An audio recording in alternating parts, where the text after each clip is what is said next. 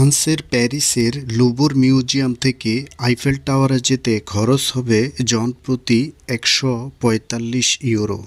সময় লাগবে ২০ মিনিট। গত ১৩ই জুন প্যারিসের সেইন নদীতে চালু হয়েছে ওয়াটার ট্যাক্সি। এই ওয়াটার ট্যাক্সি দিয়ে সেইন নদীর দুপাশে প্যারিস শহরের সৌন্দর্য দেখতে দেখতে লুভর মিউজিয়াম থেকে আইফেল টাওয়ারে যাওয়া যায়। সময় লাগে ১৫ থেকে সর্বোচ্চ ২০ মিনিট।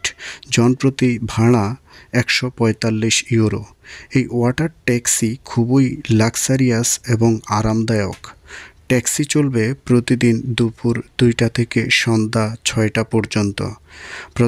প্রথম ধাপে পরীক্ষামূলকভাবে ১০টি ওয়াটার ট্যাক্সি নামানো হয়েছে। ২৬শে জুলাই ২০২৪ থেকে প্যারিসে শুরু হচ্ছে Paris Olympic games. Lakh lakh পর্যটকে মুখরিত হবে প্যারিস শহর। অলিম্পিক গেমসে পর্যটকদের বিনোদনের কথা মাথায় রেখে এই সেইন নদীতে ওয়াটার ট্যাক্সি চালু হয়েছে। এই বিষয়ে সেইন পোর্ট সভাপতি জেরমি বলেন, ২০ মিনিটের ওয়াটার ট্যাক্সির ভাড়া ১৪৫ ইউরো নির্ধারণ করা হয়েছে, যা অত্যধিক বেশি। জনপ্রতি ২৫ ইউরো হলে পর্যটকদের জন্য এই ওয়াটার ট্যাক্সি আকর্ষণীয় হতো।